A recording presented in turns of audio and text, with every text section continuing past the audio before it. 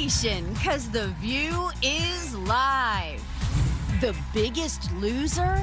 The bombshell report claiming Donald Trump's businesses lost more than $1 billion. Does this kill his rep as a master of the art of the deal? Dr. Jill Biden is live on The View. Why she didn't want Joe Biden to run for president and what changed her mind.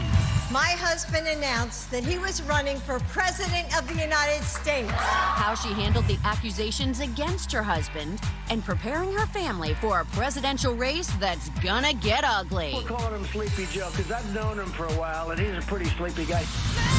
Hump Day Hot Topics are in the house with Whoopi, Abby Huntsman, Joy Behar, Sunny Hostin, and Meghan McCain. Now, let's get things started.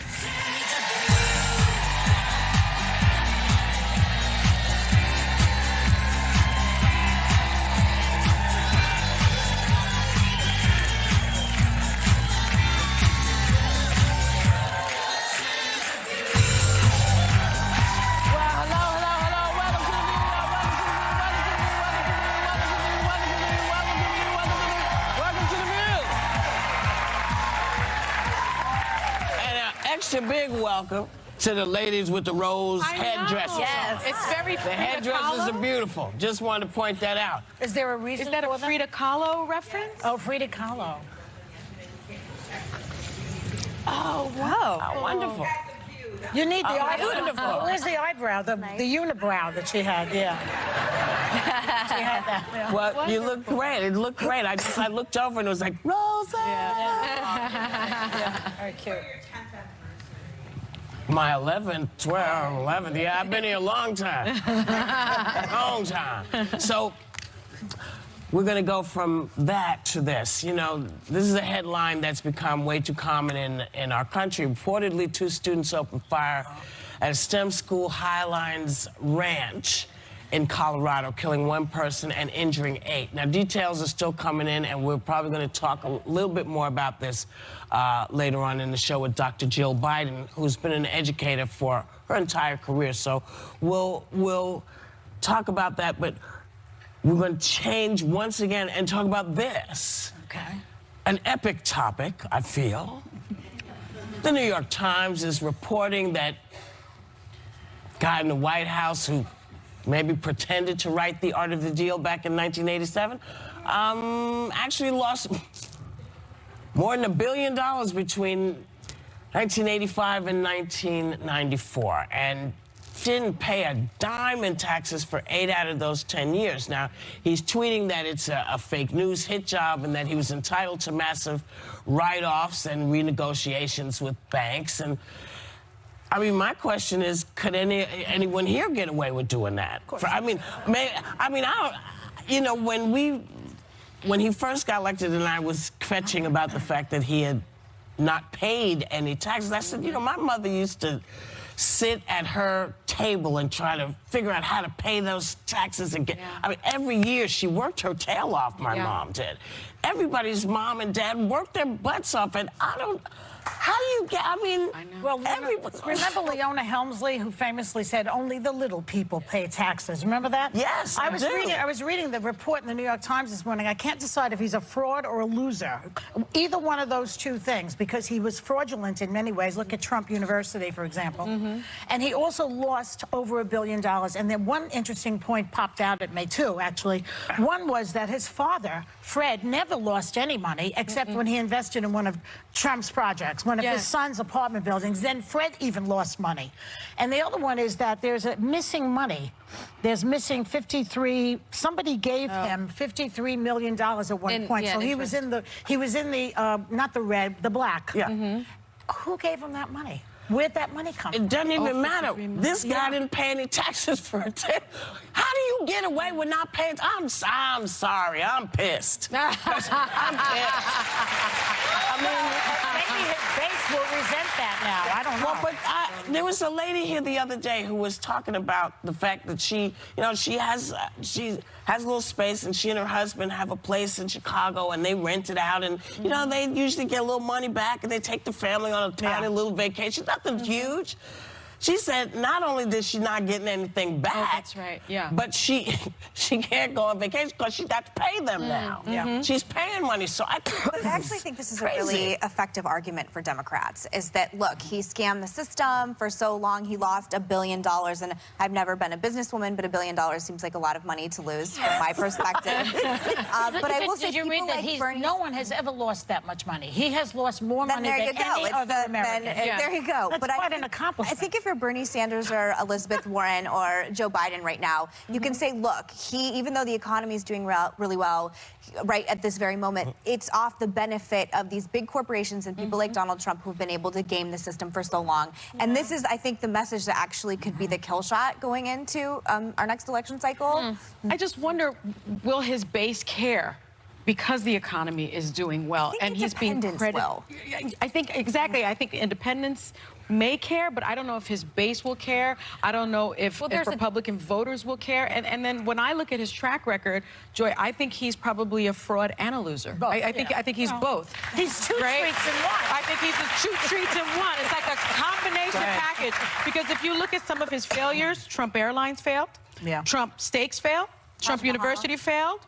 Right? Vodka. Trump Magazine, Trump Vodka. Mortgage, Trump Beverage, Trump Vodka, Trump's travel site. But you know what? Trump casinos? I don't mind a failure. I don't mind a failure. I don't mind a failure, I mind a scam. I mind a Yeah. scam. Yeah. And the scam is what's really pissing that's me the off. fraud And I part. think But let me just, go ahead. if you look at the bigger picture, you could have been sitting on your butt for 10 years ordering clothes on Amazon and lose less money than he did in those 10 years, right? So the money that he got from his dad, if he just let it sit and do absolutely nothing with it, and just maybe invested it, he would have done better than actually. But he's an aggressive losing that loser. money. But Yes. here's the other thing I would say on a personal note with Trump is this hits him more than anything else. Yes. This is where his insecurity lies. That's why he's tweeting about it, because And he that's is why he didn't want to show part of the anybody. deal. Final pinpoint Yeah. on that, when he was roasted by Comedy Central, the only rule was you couldn't make fun of him not His having money. as much money. Yeah. That's the only That's, I agree really, that that's it's the thing that Achilles really heel. triggered It does, him it with gets Rosie him. O'Donnell. Remember the day that she went off on him? And is that why we can't see his taxes? Probably. Well, Or his grades. You know, You know what I would say to the Trump voter? I want to ask the Trump voter one question.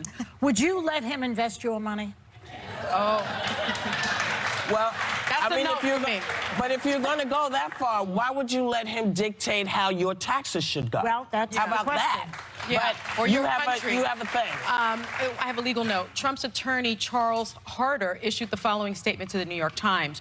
Your statements regarding Trump's tax returns from 30 years ago are highly inaccurate and based upon information that is demonstrably false. Yeah. Any story on this subject that is inaccurate and harms Trump's reputation would be defamatory and actual malice. You are on notice. Well, the IRS begs to differ. I read that also. We'll see if the IRS begs to differ. They do. I mean, isn't Mnuchin in charge of it? Well, now. I'm talking about back then. Facts I'm are just stubborn saying. things, though. Facts They are a sure bitch. are. They come back and bite you right in the booty. We'll be right back. Later, royal reveal.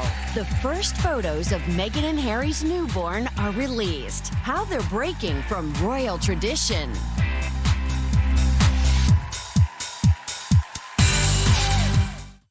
Ciara, after selling triple platinum record, marrying a Super Bowl winning quarterback.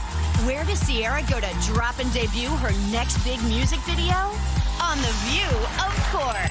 Woo, Friday. Don't miss Ciara. Exclusive only on The View. This just got good. Still ahead.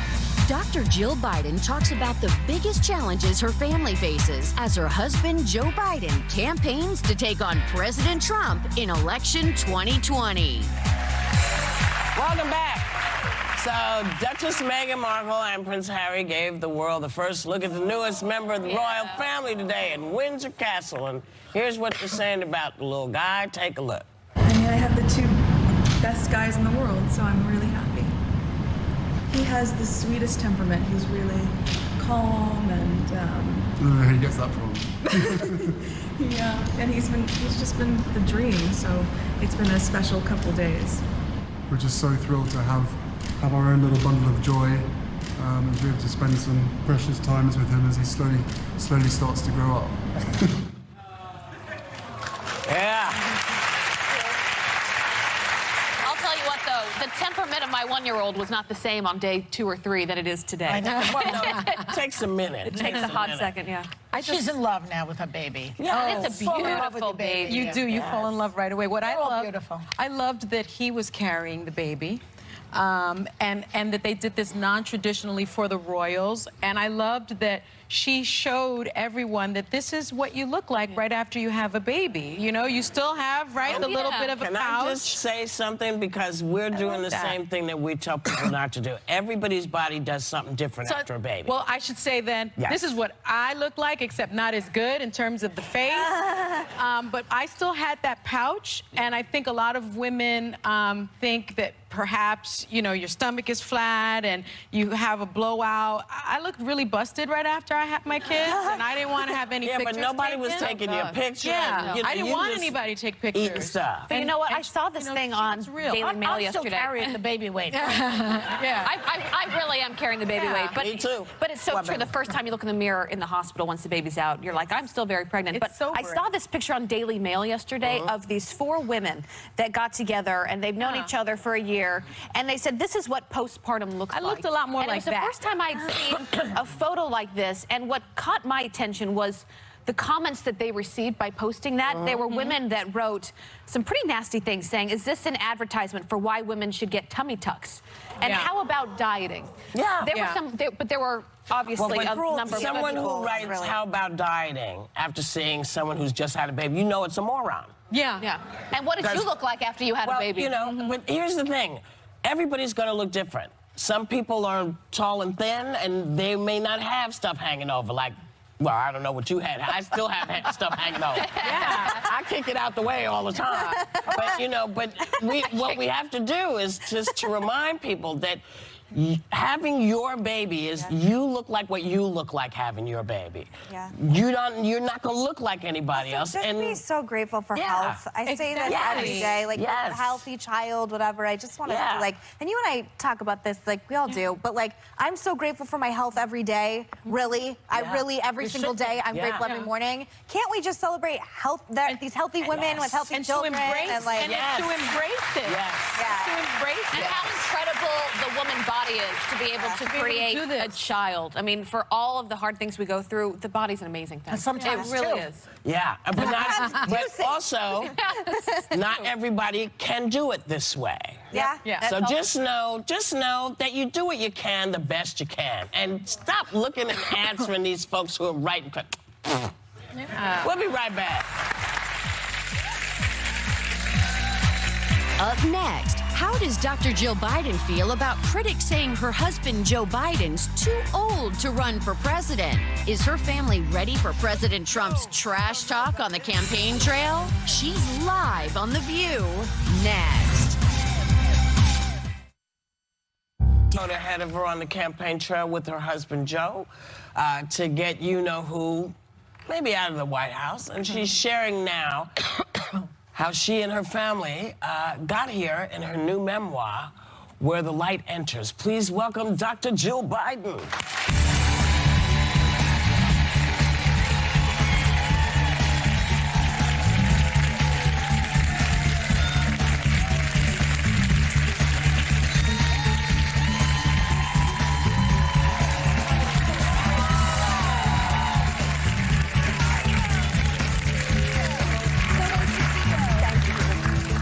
Hi.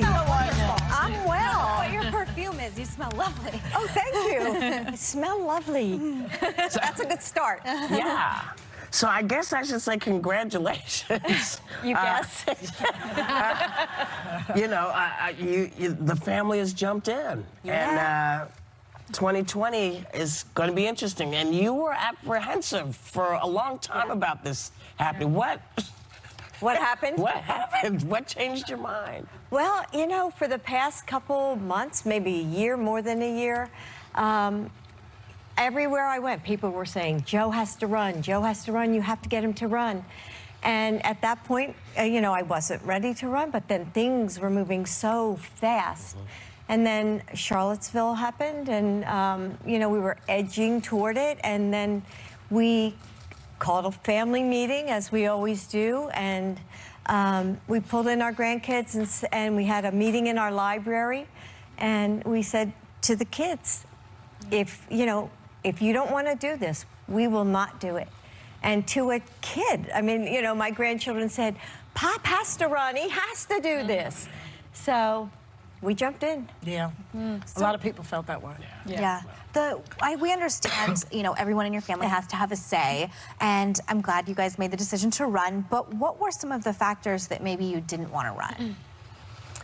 Well, it changed. I mean, our life would change back again, completely. And so it would be just another switch. But I like to look at things in a positive way and think of all the good things that we can achieve and the positive direction we can take this country. And Joe has such a unique, terrific, leadership style where he brings people together. And so I like to look at it that way. Mm-hmm. Yeah. Anyone that's been on a campaign knows that you pay advisors to do their job, but it's the family that is sort of the unofficial, most important advisors. You're the one that wakes up with him whispering in his ear about things that you think he should do. Mm-hmm. We've had the debate at this table how we think he could best beat Trump. Do you think he needs to get down in the mud and dirty and go to his level, or are you telling him to rise above it and be the bigger person? Yeah. What is your advice to your husband? My advice is I don't think Americans want to hear all that vitriol and negativity. And, as Michelle says, when they go low, we go high. And Well, he did call him a clown the other day. I know I had to talk to him about that one. Even if he attacks the family, is that when it can get personal? Does that change things? Well, I can't imagine that. Look, Joe is not going to attack like that. I mean, it's just not who Joe is. And we're ready. We know. I mean, I don't know how. Everybody keeps saying it's going to get bad. It's going to get bad, and you're sort of steeling yourself. But my family, I think, is resilient. We've been in politics. My grandkids have never known anything but politics. It's not a job. It's a lifestyle. Yeah. And I think we're ready, and we'll do it as we've always done it. We'll circle the wagons. This will be as family. If he attacks the family, I want a Joe to go after him because I do. So because I think that would be the human response, and Joe is a human guy, Yeah. and he needs to go back at him if he attacks the family. I don't say that he should be, pugilistic throughout the whole campaign, but if that happens, come on, go for the throat. That's Joy's advice. I don't know. What is the audience think? I just sticking don't. to it. Joy Behar's Guide to Politics. We've been talking about this, Dr. Biden. She's not moving. Neither is Megan, but I'm with you on it. We were so honored when your husband came to talk to us the day after he announced, and we talked about difficult topics, and we talked about the fact that he's a toucher, and that's how he connects with people. Yeah. And some people have taken issue with it. And you even said when you started dating him, he was very affectionate with you, and you were taken aback by it because you weren't used to it. No, his whole family. I mean, I put in my book the whole lot of them are huggers, and I had to get used to it because my family is. I mean, there's so much love there, but my family wasn't as touchy, and so I did have to get used to that. But Joe said, and I think I mean, I think it's so courageous for these women to come forward. I have to say. I have been in the same spot where I felt that somebody was in my space. It happened a long time ago, and I didn't speak up. I mean, before, years and years ago, women did not speak up. But I've been now, in the same position, and I didn't speak up either. I know, and then you feel guilty and you feel shame, But now it would be different. If anybody got in my space now, I would speak up. And so I think things have moved forward in a positive way. And Joe heard that message. He heard it loud and clear. So Joe is the front runner right now. And I'm happy I'm so happy. It's looking good. But the Democratic Party is very tricky right now. The year of the woman, they want a woman on the ticket. They want somebody of color. The year of the white man may be a thing of the past they would like. So Cory Booker has already said that he'll put a woman on the ticket. Has Joe made? We asked him this question, and he didn't say anything. But is he thinking along those lines? You know, to satisfy that part of the base that really is into. Go ahead. You know, we just announced that we were running like 5 days ago, and now everybody's saying, who's he going to choose as his running mate? I mean, we don't want to get ahead of ourselves. We don't want to take anything for granted. But of course, I mean, a woman on the ticket or someone of color, of course. I mean, you have to look at everybody because it's what, you know, it's so great that so many different that you people. have choices now. Yeah, a lot. Yeah, that you have choices now. Absolutely. And people want to serve. Yes. Yeah. You know, Jill, you admit that you are not a natural political spouse, even though you always looked very natural to me at it. And although your family looked picture perfect, you said that you don't always feel as confident. What are you wrestling with, and do you still feel that way? You know, when I got into politics, you have to remember, when I married Joe, I was 25 years old. And I had a ready-made family. I don't know whether your audience knows, but Joe had lost his wife and daughter in an automobile accident. So, and he had 2 boys, Bo and Hunter, who survived the accident. And so I came into this, and so it was, you know, just one of those things where it was a lot. It was a lot to take on. And then so then I went to that level. I became a Senate spouse, and then Joe became vice president, and then. You know, I'm a teacher. I don't know whether you know that, but I'm used to like being. I'm a teacher too.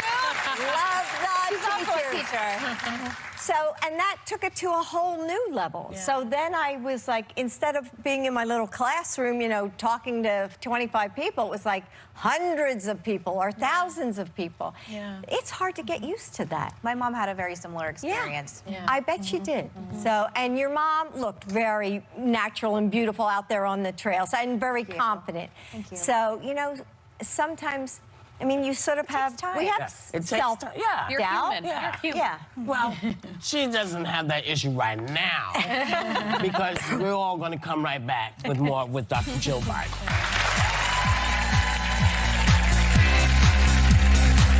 I have to say to my students, this is, if there is a shooter, this is what we do. This is how you handle it. I want you to get in your mind a path of escape.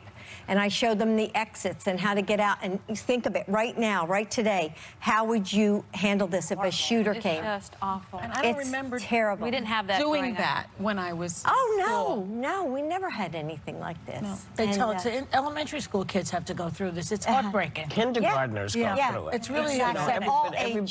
Everyone goes through it. Yeah. But you know what? Even the adults. I've heard from so many people that after Sandy Hook, if the country couldn't make changes after losing all of those young kids, are we ever going to get to a place where we can really solve it? Joe's going to work so hard at it. Yeah. He is going to work so hard. That's the number one. Yeah. So switching gears a little bit, when you were second lady, not second lady, I guess they call it, right? Yeah. I like to say captain of the vice squad. That's a good one. So you were actually working full-time as a professor at Northern Virginia Community College, which I believe you're still there, right? I'm still there. Yeah. So I should say hi to my students. But so yeah, I'm grading research papers as, you know, all day long. I have to post my grades tomorrow. So Deadlines. Yeah, deadlines. Yeah. Exactly. So you write that, you know, you didn't want to be called Mrs. Biden. You wanted your own life. Yeah. Why did you want to be called Mrs. Biden? Well, you know, Mrs. Biden was Joe's mom. Oh, And I have my doctorate, so I was Dr. B. I told them, you know, I sort of said, hi, I'm Jill Biden, but call me Dr. B. So they did. They called me Dr. B. And so I have to tell you, this is like the funniest story. So they didn't really know that I was second lady. I don't know, you know, they were focused on their lives. They're community college students. They're raising families. They're working. They're going to schools. So anyway, it was May. I was doing grade conferences. And so a student comes in, a woman, and to get her grades, and she said, Dr. B. And I said, yes. She said, I saw you last night on the television with Michelle Obama. Oh my gosh. And she said, and I said to my mother, Mom, there's my English teacher. And her mother said, that's not your English teacher, that's the second lady. So anyway, not all my students always knew. And I bet some watching today probably thought, what? She's the second lady. That's funny. Great. Wow. They need That's to watch just- more news. Well, we will be They got to get out more, right man. back with more of Dr. Jill Biden.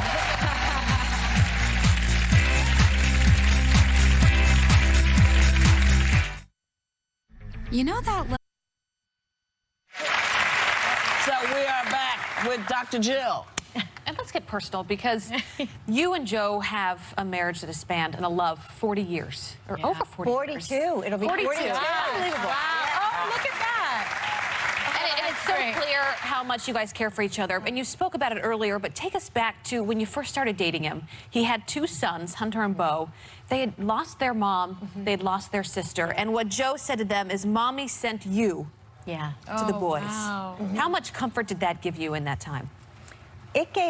I think it gave them the boys a lot of comfort, because how could they make any sense of losing their mother and their sister? They were young, too. They right? were, 6 and yeah, 7? they were babies, you know, 5 and 6, and just so young and vulnerable.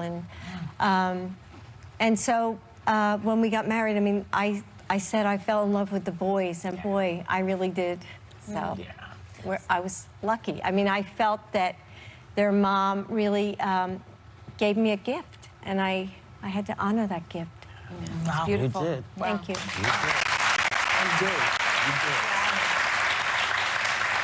You know, Jill, I know you know this, but I cry every time I talk to your husband. When he's on the show or after, your family has brought my family so much comfort through the worst time in my entire life and our lives. Your family went through the same thing when you lost your son, Beau, to the exact same cancer, glioblastoma. It's horrific. I remember the images of Beau's funeral, and you look kind of how I looked. You look sad, you look lost, and you can see your emotions. Your husband said it does get easier, but you say you still aren't healed, and I'm not healed. So how are you not healed? Well, first I have to say, you know how much we loved your father, and he was a giant of a man.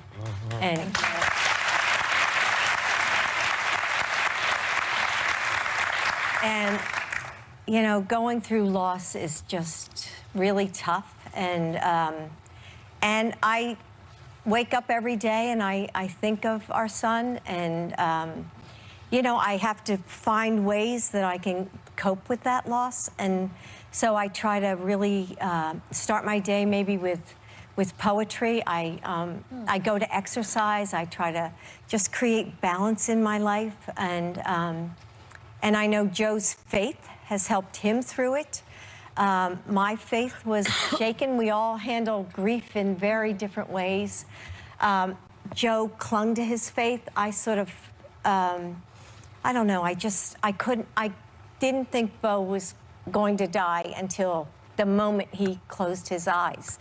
I mean, I just thought he was going to live. And, you know, I thought, how could this happen? And so actually for the last couple of years, I haven't been able to go to church. I haven't been able to pray, but I have to tell you, something happened to me this weekend that was life-changing for me. We were in South Carolina, and we were at a black church. And, you know, at my church, everybody sits there, you know, real quietly and all, you know. And I walked into the black church, and everybody was singing, and there was joy. And the woman next to me put her hand on my hand, and she said, I want to be your prayer partner. Oh, wow. Nice. And I thought, prayer partner? What's a prayer partner? But I thought it was so kind. And I thought that maybe God was saying to me, hey, Jill, it's been 4 years. Come back. Come back. So it was just one of those powerful moments in my life. And so, Megan, you know, and I'm sure so many people have come up to you that have suffered from cancer. And so many people were praying for your family, prayed for my family. And you know, you feel that, hey, I owe them my prayers now. So I think if you can maybe channel your grief to find that purpose, I think that has to be the answer, that you have to find that purpose in your life that helps you to deal with it day by day, because it is day by day. It's definitely true. I really appreciate that advice. And for whatever it's worth, I just think it consoled me that you had struggled with it, because my faith has been rocked, and I understand it, and it's hard not to be angry at God, especially with this specific cancer, because it rages your brain, and your brain is who you are. It was terrible. But thank you again for all of your love. You will, it evolves. It doesn't ever heal. No. You always carry it with you. It just, it can help you change you. That's the thing, that's the gift you get. You help change yourself. So our thanks to Jill Biden. Members of the audience are getting a copy of her book, Where the Light